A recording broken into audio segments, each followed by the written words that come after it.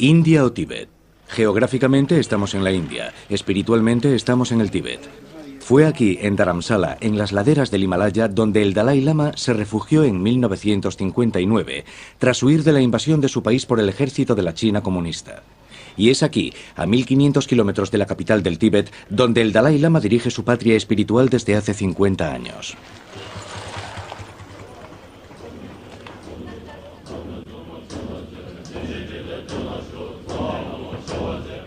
Dalai Lama, de una vida a la otra.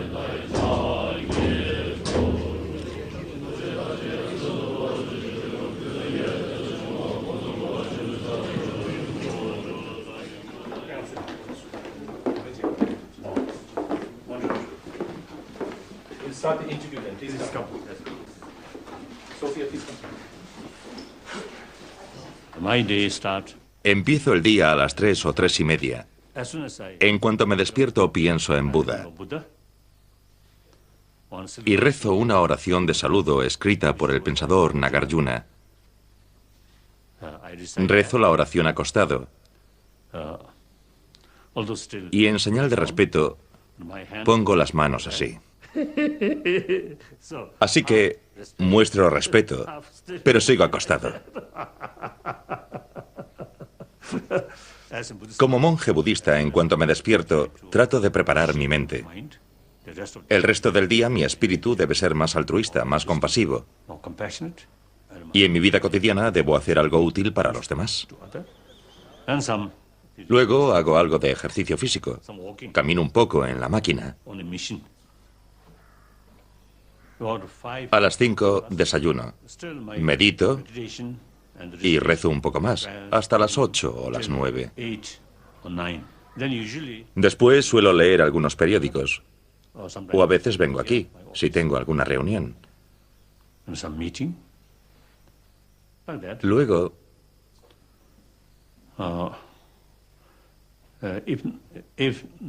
si no hay más trabajo, estudio las escrituras budistas. Después de comer, vengo aquí para celebrar reuniones y también dar audiencias. Actualmente, casi todas las semanas, vienen tibetanos que han llegado hace poco del Tíbet.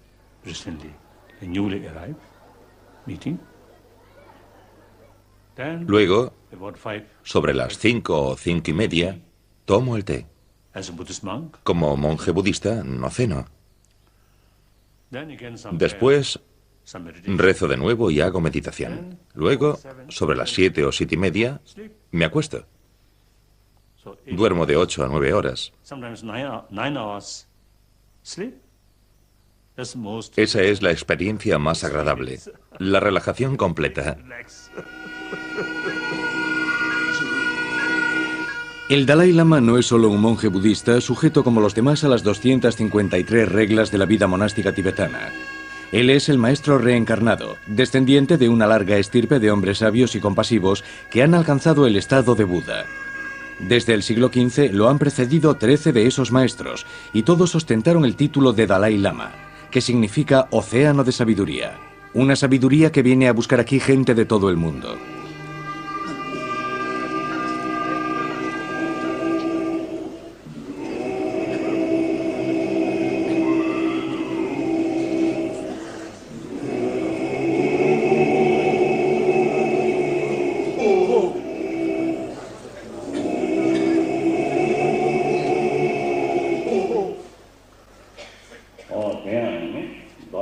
Acumulad todas las virtudes posibles.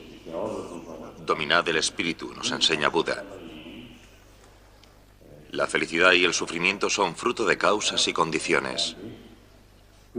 Por tanto, si uno desea estar libre de sufrimiento, debe eliminar toda causa negativa, evitar cometer actos negativos. En cuanto a la felicidad, todos queremos ser felices. Si la felicidad es el fruto de la conducta virtuosa y el espíritu altruista, fomentemos eso para obtener la felicidad. Acumulad todas las virtudes posibles.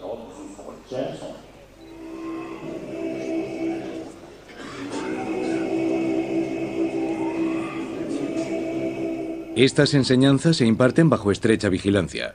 Además de ser el líder espiritual, el Dalai Lama es el jefe del gobierno tibetano en el exilio y está bajo constante amenaza. Por respeto a este título, el gobierno indio le otorgó la protección dada a un jefe de Estado.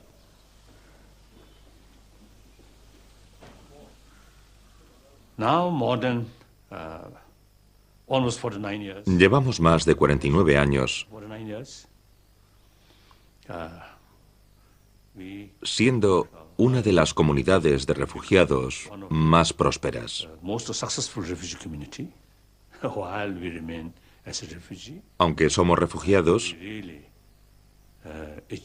hemos conseguido trabajar por la conservación de la cultura tibetana, la rica tradición budista tibetana.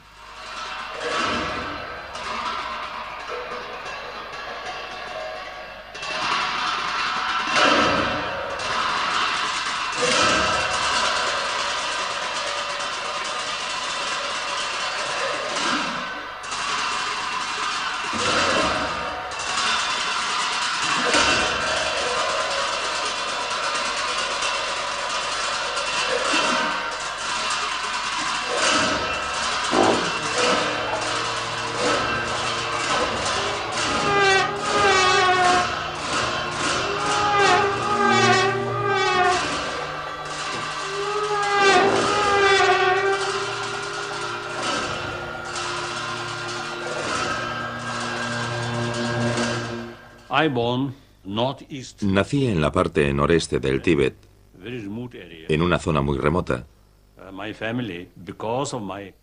Como mi hermana mayor era la reencarnación de un lama del monasterio de Kumbum, las condiciones económicas de mi familia eran algo mejores. Sin embargo, nuestra aldea era muy pobre.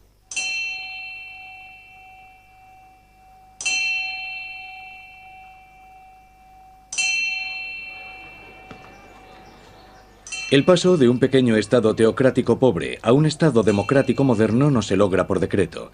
Es un proceso largo y difícil que los predecesores del Dalai Lama en el Potala habían iniciado ya con reformas intensas y la apertura del país al mundo exterior. Fue el Dalai Lama número 13, que murió en 1933, el que preparó el camino para su sucesor y también guió a la delegación de monjes encargados de identificar a su siguiente reencarnación.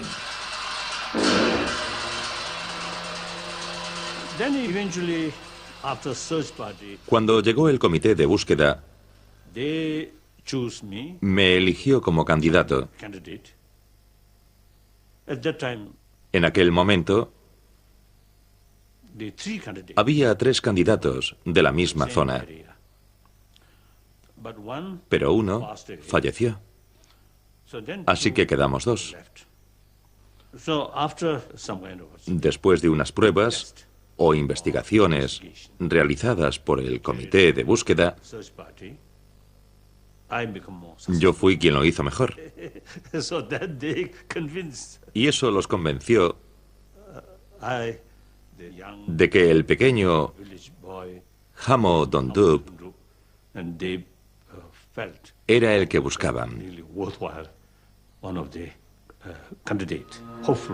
El nuevo Dalai Lama deberá cumplir los 18 años antes de asumir sus responsabilidades. Hasta ese momento, sus regentes y preceptores lo someten a la rigurosa disciplina del noviciado. Es esa instrucción la que lo hace merecedor de sus títulos monásticos de vencedor preciado y gema que concede todos los deseos. Las autoridades tibetanas construyeron una casa para mi madre. Yo vivía aparte. Residía en el Norbulinka. Casi todos los días iba a casa de mi madre. Y también ella y mi padre venían a la casa del Dalai Lama. Así que permanecimos muy unidos. Es difícil imaginar todos los aspectos de la vida de una familia regulados por rituales y protocolos, pero en los palacios de verano e invierno los hermanos del Dalai Lama nunca están lejos. Todo el mundo tiene una familia y también hermanos. Yo soy el hermano menor del Dalai Lama y creo que es un privilegio. Mi madre visitaba muy a menudo a su santidad, por lo menos una vez al mes. Tanto si él estaba en el Potala como en el Norbulinka.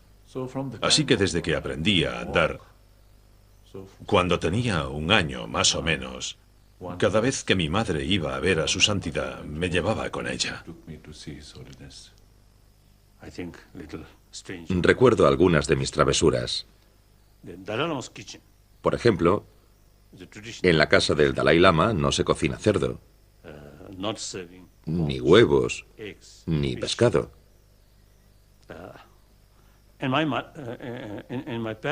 En casa de mis padres, sobre todo a mi padre, le gustaba mucho el cerdo. Así que, de vez en cuando, yo iba allí a comer cerdo.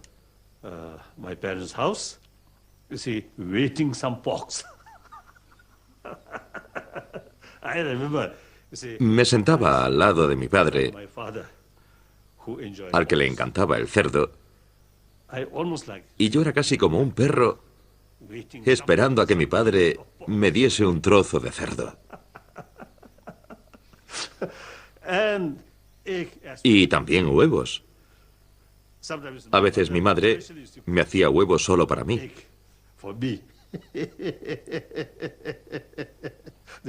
Era una pequeña infracción.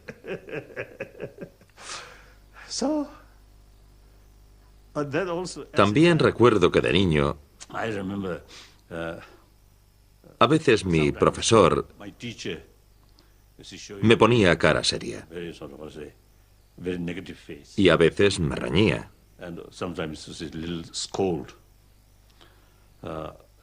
Luego, en cuanto acababa la clase, corrí a refugiarme en casa de mi madre, decidido a no volver a la residencia del Dalai Lama, porque quería quedarme con mi madre para librarme de las clases. Pero luego llegaba la hora de la clase vespertina y volvía sin rechistar a mi residencia oficial. Sí, son anécdotas de la niñez.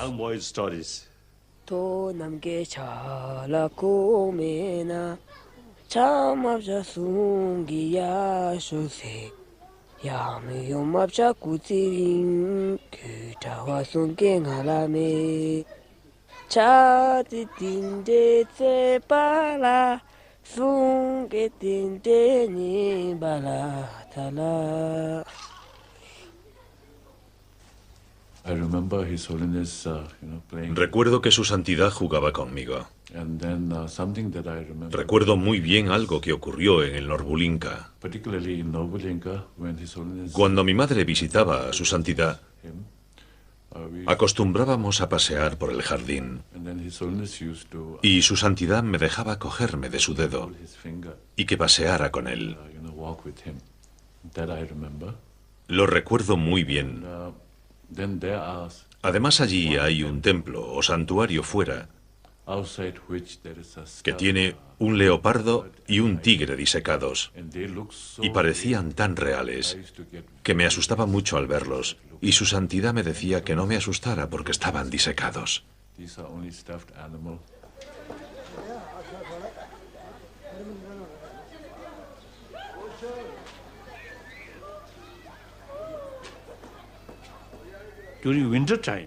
En invierno, sobre todo en el Potala, había la costumbre de hacer retiro al menos un mes. Se hacía en una sala donde no entraba el sol. La ventana daba al norte y era fría. Creo que la sala tenía unos 2 o 3 siglos de antigüedad.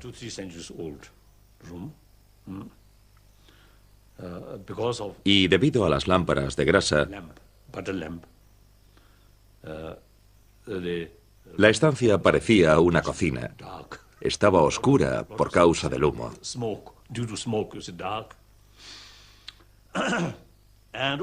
Y también había ratas.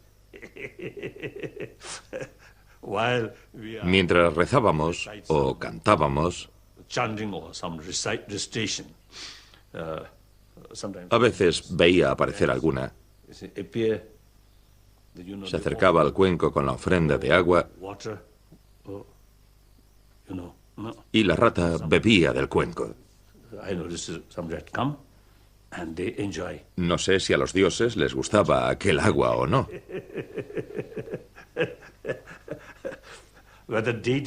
Pero no hay duda de que a las ratas sí.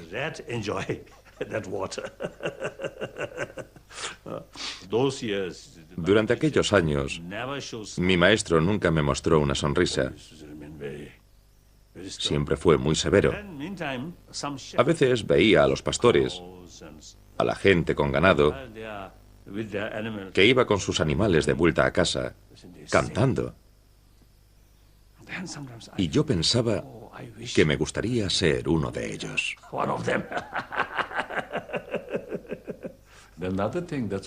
Otra anécdota graciosa ocurrió cuando yo tenía unos 6 años.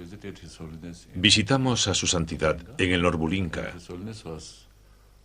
y él estaba regando las flores con una manguera.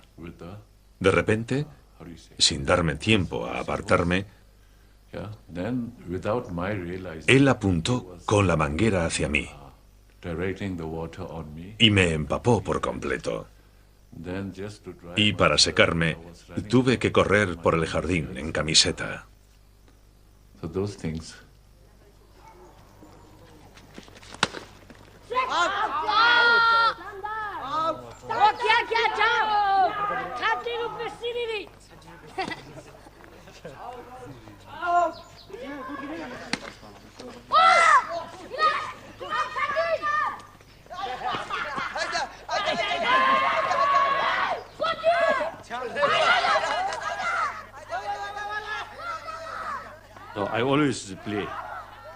Yo siempre jugaba con los jardineros, con los barrenderos. La mayoría eran personas sencillas. No me trataban con reverencia. Por otra parte, había personas mayores que ya entonces expresaban su esperanza de un futuro mejor bajo mi reinado.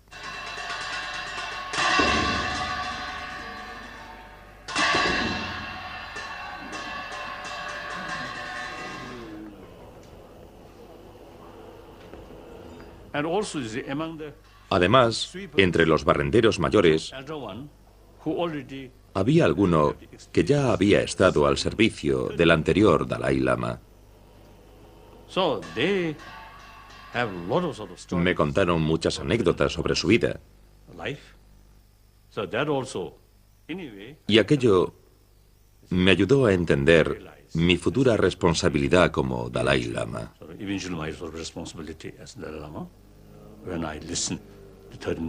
Entonces vi lo difícil que era mi cometido,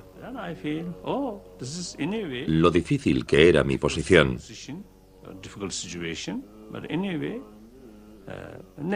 Pero cuando uno encuentra dificultades, es necesario enfrentarse a ellas. Así que como budista aprecio el valor de mis vidas pasadas. Las virtudes del buen karma, acumuladas en mis vidas pasadas, me han dado en esta vida muchas oportunidades de servir a los demás. Y también al Dharma de Buda. Así que el pensar en eso me da fuerza para poder continuar con mi cometido.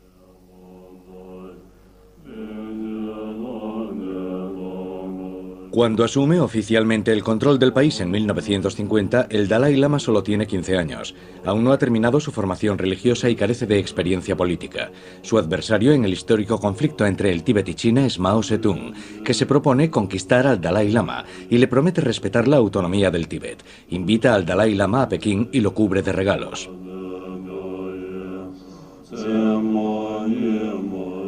El Dalai Lama sueña con una síntesis entre el marxismo y el budismo, al menos de forma teórica, porque en la práctica el ejército chino se comporta como una fuerza de ocupación y construye carreteras nuevas que faciliten su penetración en el país.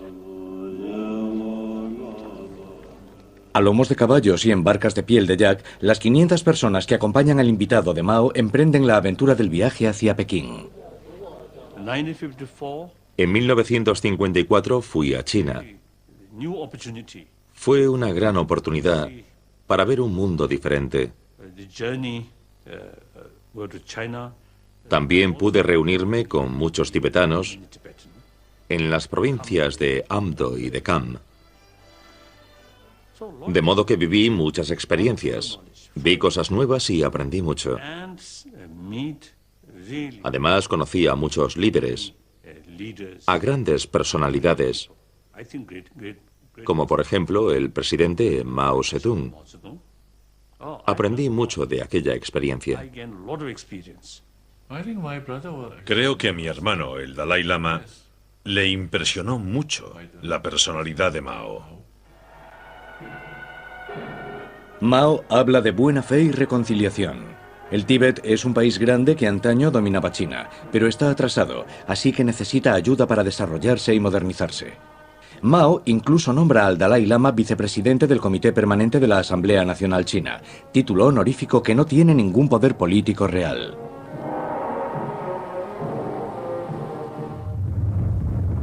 En el Tíbet, la situación sigue empeorando.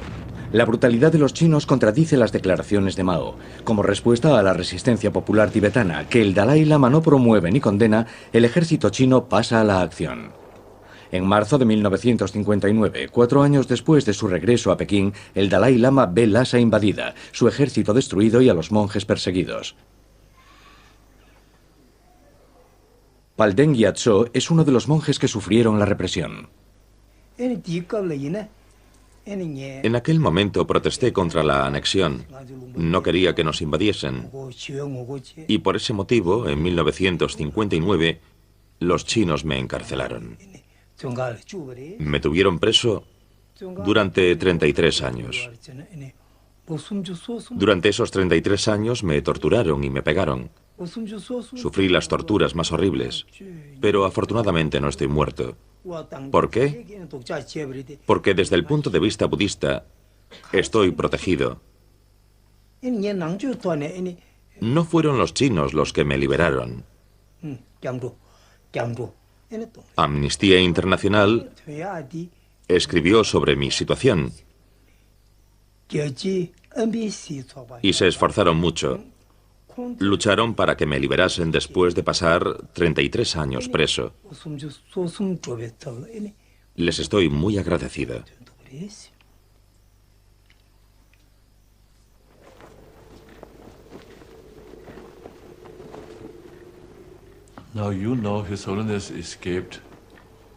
El Dalai Lama escapó la noche del 17 de marzo de 1959. Esa noche, mi madre me dijo que me cambiara de ropa, porque teníamos que huir. Me hizo mucha gracia porque mi madre y mi hermana iban vestidas de hombre. Yo tenía 12 años y no podía parar de reír porque me parecían muy graciosas.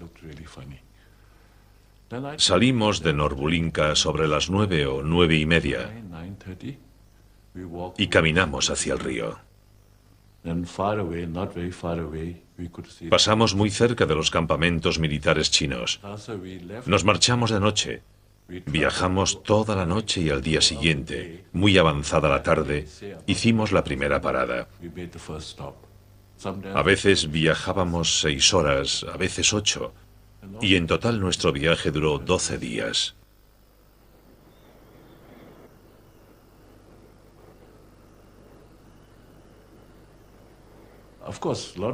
Por supuesto, muchos de nuestro grupo estaban tristes. Sufrieron muchas penurias, pero yo no sentía pena. No tenía que volver al monasterio a estudiar. Y todos mis seres queridos cercanos iban conmigo, así que no estaba triste. Recuerdo que, faltando poco para llegar a la frontera india, el Dalai Lama cayó enfermo. Estaba muy débil. Así que si ven alguna foto de 1959, justo antes de llegar a la India, se le ve muy delgado. La bienvenida de India a los refugiados tibetanos resulta lógica por la historia que une a los dos países. India, cuna del budismo, es como la maestra y el Tíbet es el alumno. Unos lazos más fuertes que la reticencia política de Nehru al inicio del éxodo de los tibetanos. Al llegar a la India, el Dalai Lama me dijo, ahora somos libres. Tenemos libertad. Porque aquí no hay control chino. Después, en el verano de 1960, mi hermano se trasladó a Dharamsala por consejo del gobierno indio. El clima de libertad política de India, opuesto al totalitarismo de China, anima al Dalai Lama a seguir con las reformas democráticas que había iniciado en Lhasa. Organiza un gobierno tibetano en el exilio, capaz de llevar los asuntos internos y extranjeros del país con notable pericia, valiéndose del Foro de las Naciones Unidas.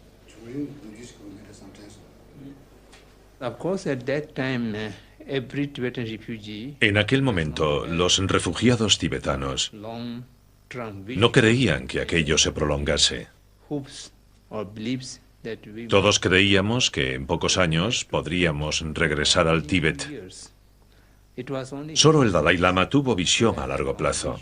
Se encargó de organizar las instituciones tibetanas, la reconstrucción de los monasterios y la creación de escuelas por si el exilio se prolongaba. Sin la capacidad de previsión a largo plazo del Dalai Lama, los refugiados tibetanos habrían tenido muchos más problemas.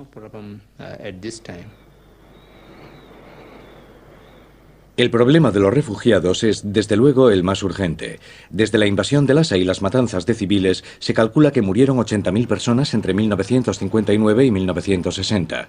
Los refugiados llegan a la India por millares. El gobierno indio hace lo que puede para acogerlos, multiplicando la distribución de alimentos, campamentos y los programas educativos. El otro problema es el político, que no puede resolverse solo con generosidad.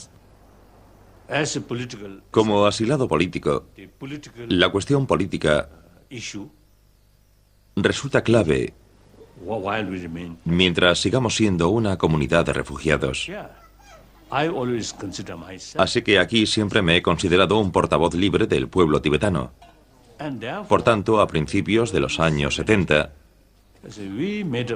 comprendimos que tarde o temprano tendríamos que hablar con el gobierno chino sobre el problema tibetano.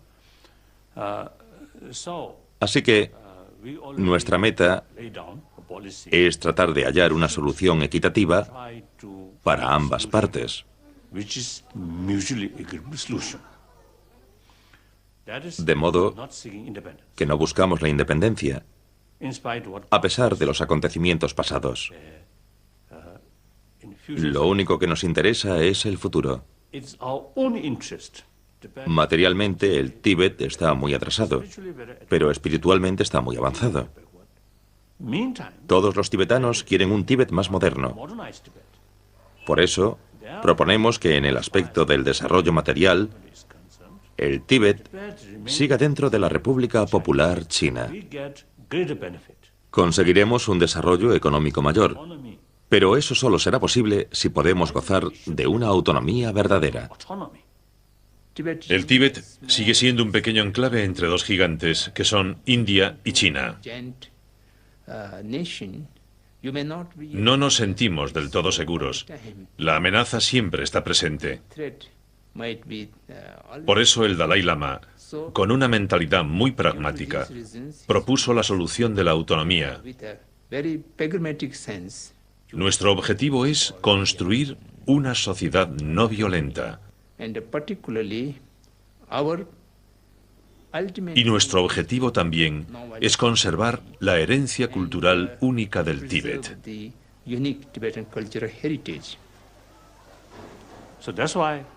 Por eso, siempre le decimos al gobierno chino que no buscamos la independencia, sino nuestro propio interés, pero debemos tener determinados derechos garantizados por la Constitución, a fin de construir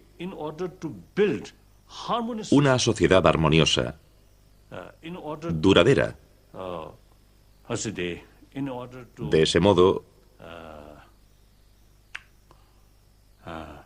China gozará de más respeto en el extranjero y la imagen de la República Popular China mejorará. Asimismo, la cultura china se enriquecerá al conservar la cultura tibetana, que es única. Y esto es algo que les interesa porque, después de todo, entre los chinos hay millones de budistas.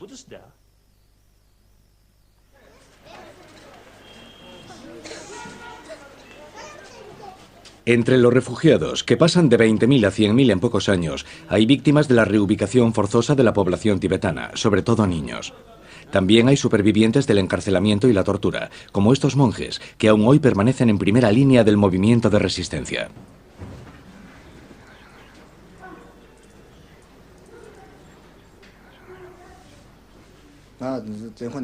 Me detuvieron y encarcelaron porque, junto con otros 4 tibetanos, estábamos pegando carteles que decían «Larga vida al Dalai Lama, chinos fuera del Tíbet, Tíbet independiente». Los pegamos en las paredes de Pashizon. Fuimos Lobsang Sering, Jampa Dorje, Pema Senun, Jampa Tashi y yo. Todos escribimos nuestro nombre en los carteles porque aceptamos toda la responsabilidad de nuestro acto y para evitar que otros tuviesen problemas por aquello.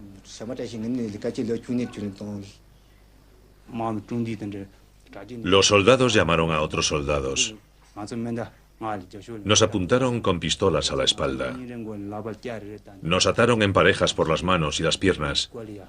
Nos colgaron boca abajo unos minutos. Y después nos metieron en celdas. Nos interrogaron individualmente, pegándonos en la cabeza y metiéndonos porras en la boca y en otros orificios. Nos golpearon los dedos con un martillo. Todo lo que hemos contado es cierto. Sangrábamos por la boca. Nos dejaban muy malheridos. Nos pegaban 2 o 3 veces al día. Nos torturaron tanto como si hubiésemos matado a sus padres. La pregunta es, ¿por qué nos hicieron eso? Ellos nos decían que éramos monjes y que la política no era asunto nuestro, no era asunto nuestro. Así que tenía que haber alguna organización que nos apoyase.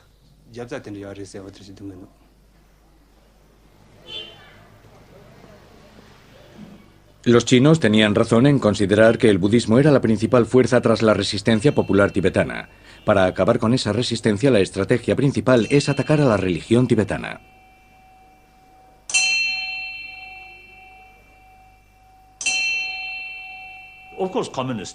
Por supuesto, los comunistas chinos siempre consideran que la religión es un veneno. Pero actualmente la forma más auténtica de la cultura tibetana, de su budismo y de la sabiduría budista tibetana está más viva fuera del Tíbet que dentro de él. Podríamos decir que, de forma deliberada o no, se está produciendo un genocidio cultural dentro del Tíbet, porque algunos dirigentes comunistas chinos están convencidos de que el budismo tibetano constituye una verdadera amenaza de separación, de secesión del Tíbet de la China continental. Si esas personas sienten ese temor, ¿cómo podrá sobrevivir la cultura tibetana? ¿Cómo podremos conservarla?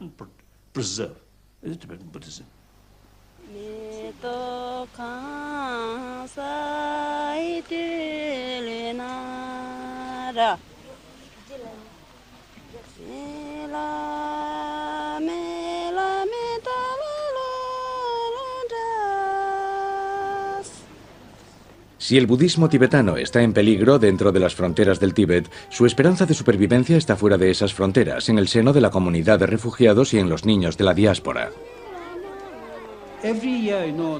Cada año nos llega una media de 500 a 600 niños del Tíbet. También llegan muchos niños de diversos campamentos de refugiados, donde los padres tienen dificultades para cuidarlos. Nuestra prioridad es acoger a todos los niños que nos confían y darles protección.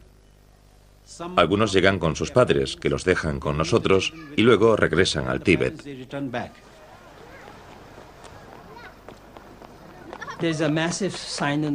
Hay una enorme sinización de los tibetanos y su cultura.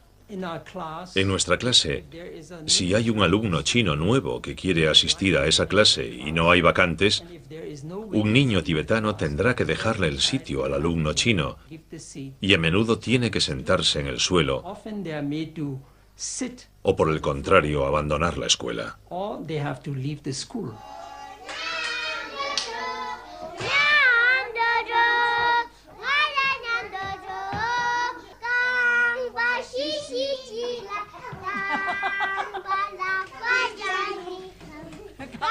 Para huir de esa discriminación que los niños sufren dentro del Tíbet, los padres a menudo se ven obligados a tomar la dolorosa decisión de separarse de ellos y enviarlos al otro lado del Himalaya, donde hallan una buena acogida y un ambiente que favorece el aprendizaje de su identidad tibetana cultural y religiosa. En el pasado, en el Tíbet había monjas, pero no tenían un programa como el de los monjes. Así que el Dalai Lama reformó la comunidad de monjas y fomentó la construcción de centros educativos en los que podemos estudiar juntas y practicar juntas. Eso es lo que necesitamos. Y no solo estudiar el Dharma, sino también educación moderna. Lo que el Dalai Lama quiso es que las monjas pudiesen servir a la comunidad como docentes, como enfermeras o en lo que fuese necesario. Cuando yo estaba en casa, a los 9 o 10 años, escuchaba las enseñanzas del Dalai Lama por la radio. No entendía bien el tibetano en aquel entonces, pero al oír su voz no sé por qué me echaba a llorar.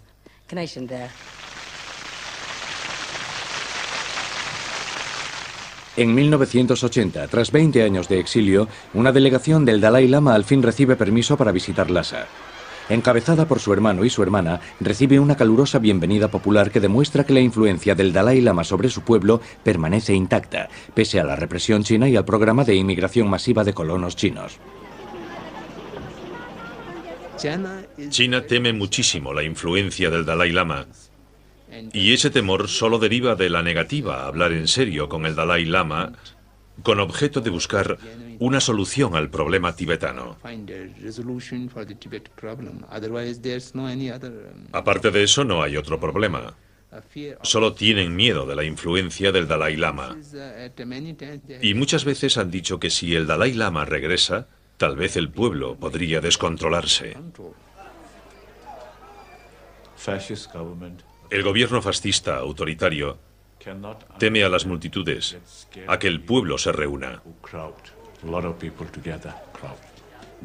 Además, las autoridades chinas tampoco entienden ni toleran que se tengan ideas distintas a las suyas.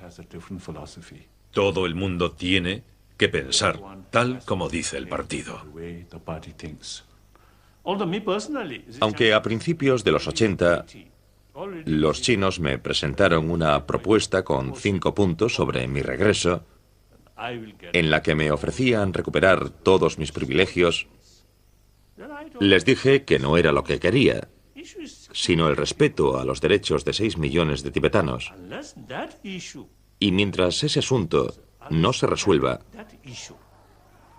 la cuestión de mi regreso no es importante. Su regreso es menos posible mientras continúe la violencia. En marzo de 1989, el 30º aniversario de la invasión de Lhasa por las tropas chinas, se reprimió con violencia a los manifestantes, cientos murieron y se aplicó la ley marcial. Para un soldado chino, matar a un tibetano no representa nada. Para ellos es como matar a una rata. En otras palabras, que para los soldados chinos, por orden de sus superiores, la vida de los tibetanos no vale nada.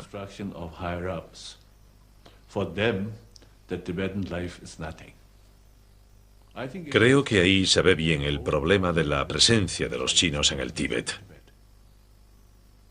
Para ello, los tibetanos no son nada. Hay que eliminarlos.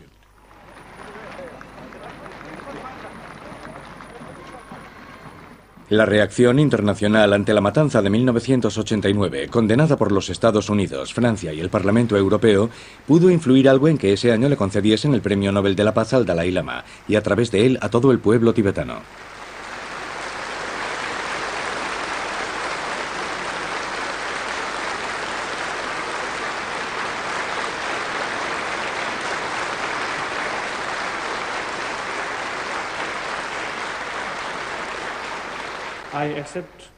Acepto el premio Nobel con profunda gratitud en nombre de los 6 millones de tibetanos, mis valientes compatriotas que viven en el Tíbet y que han sufrido y continúan sufriendo tanto. El premio confirma nuestra convicción de que con verdadero valor y determinación el Tíbet será liberado. Gracias.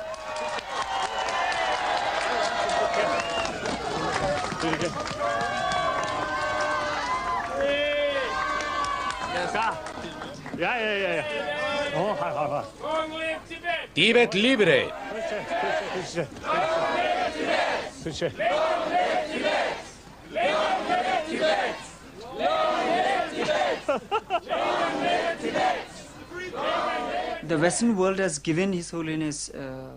El mundo occidental ha dado al Dalai Lama premios, medallas de oro. Lo han hecho ciudadano de honor de muchas ciudades. Pero el objetivo fundamental al que el Dalai Lama ha consagrado su vida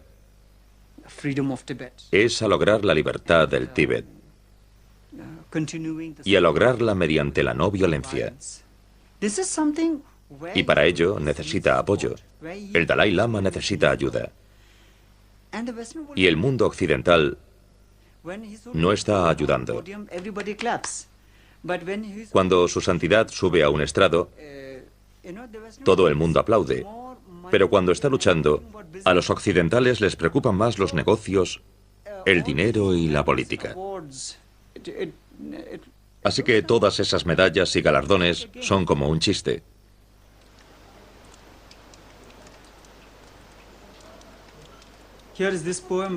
Aquí tengo un poema que habla sobre mi fe.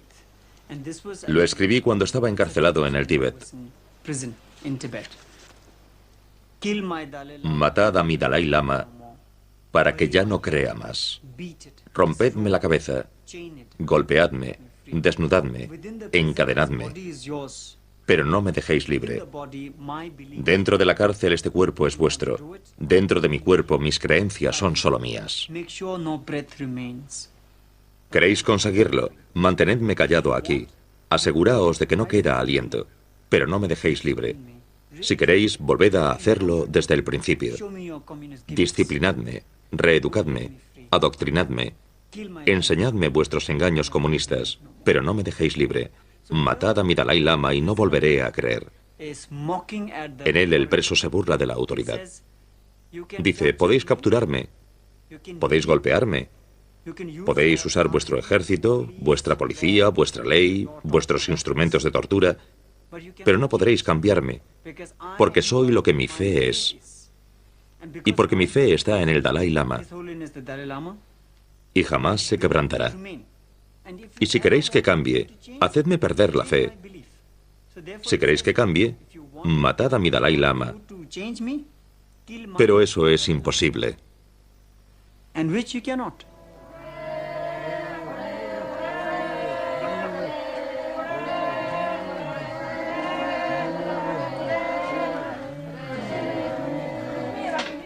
El Dalai Lama intenta recibir personalmente a todos los visitantes que se acercan a Dharamsala, como estos mongoles budistas que han venido para que los bendiga.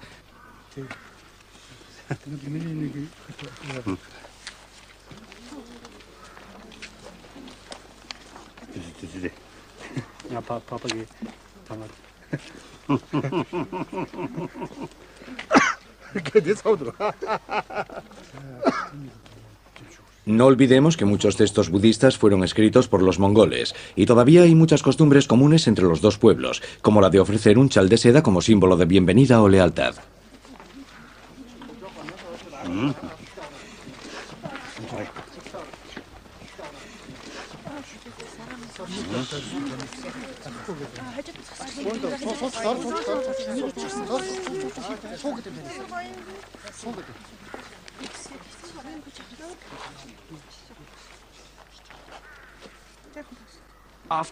Cuando me reuní con el Dalai Lama, me sentí muy pequeño delante de él. Después de contarle todo lo que me pasó, no sabía qué más decirle. Te sientes insignificante ante su santidad. Percibes lo que sufre por los tibetanos y la enorme compasión que lleva dentro.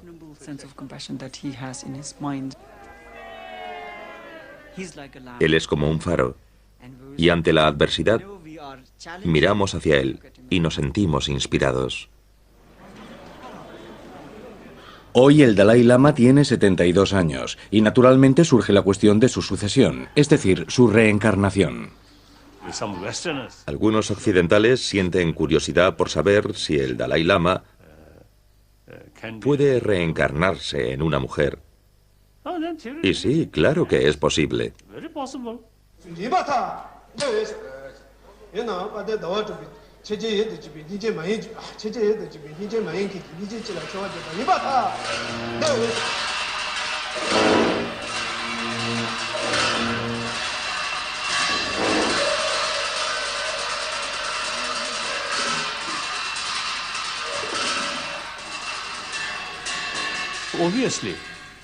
Evidentemente, el propósito de la reencarnación es completar las tareas de la vida anterior que no se completaron.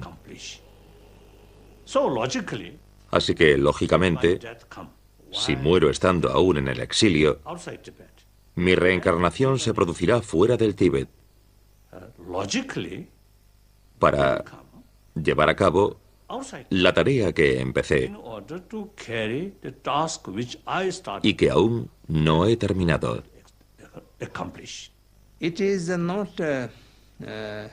No ha sido iniciativa de su santidad hablar de su sucesión, sino de los chinos.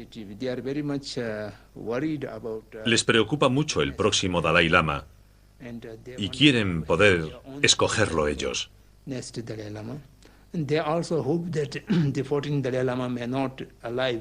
También esperan que el actual Dalai Lama no viva mucho tiempo. Y han propagado el rumor de que padece cáncer en fase terminal. Así que cuando muera, los chinos quieren elegir al siguiente Dalai Lama.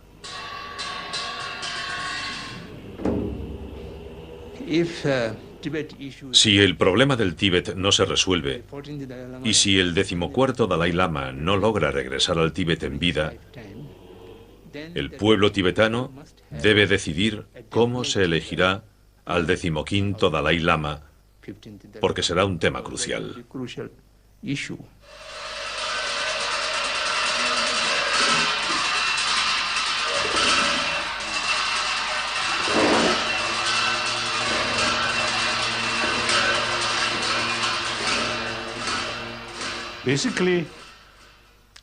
Desde el principio apoyé la candidatura china a los Juegos Olímpicos.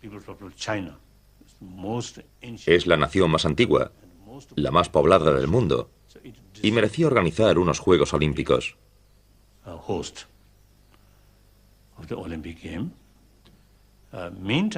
En mi declaración también mencioné a las ONG que se preocupan por la situación de falta de respeto a los derechos humanos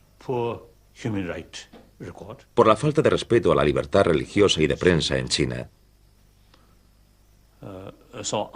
Por desgracia, en esos aspectos no se ha avanzado mucho.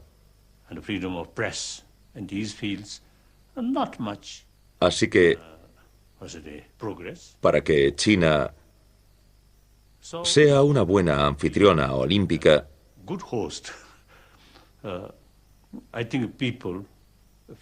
el mundo libre debería recordar a las autoridades chinas